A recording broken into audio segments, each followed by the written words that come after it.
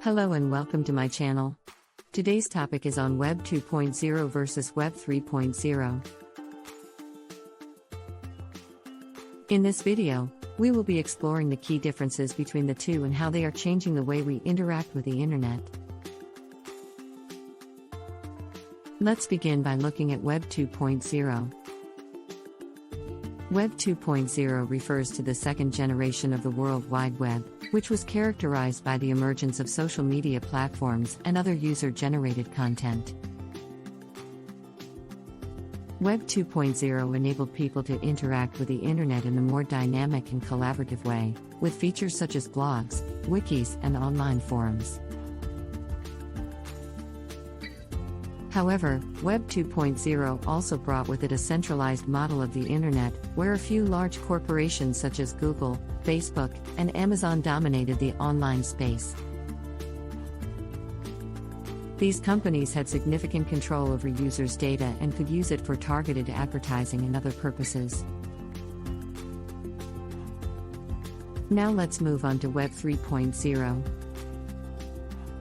Web 3.0 refers to the third generation of the World Wide Web, which is focused on creating a decentralized internet infrastructure. Unlike Web 2.0, which relied on centralized platforms and services, Web 3.0 is built on top of blockchain technology, which allows for secure transactions without the need for intermediaries. Web 3.0 aims to enable peer-to-peer interactions and eliminate the need for middlemen.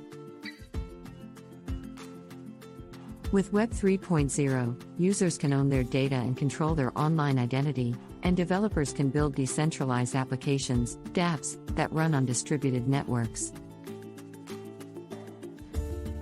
So, what are the key differences between Web 2.0 and Web 3.0? Well, Web 2.0 is characterized by centralized platforms and services, while Web 3.0 is decentralized and peer-to-peer. Web 2.0 relies on companies to provide services and manage data, while Web 3.0 uses blockchain technology to enable secure and transparent transactions without intermediaries. In Web 2.0, users have limited control over their data and identity, while in Web 3.0, users have full control and ownership of their data and identity.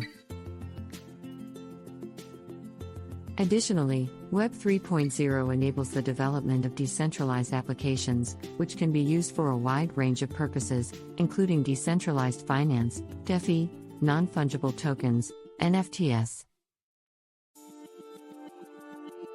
In conclusion, Web 2.0 and Web 3.0 represent two very different approaches to the internet.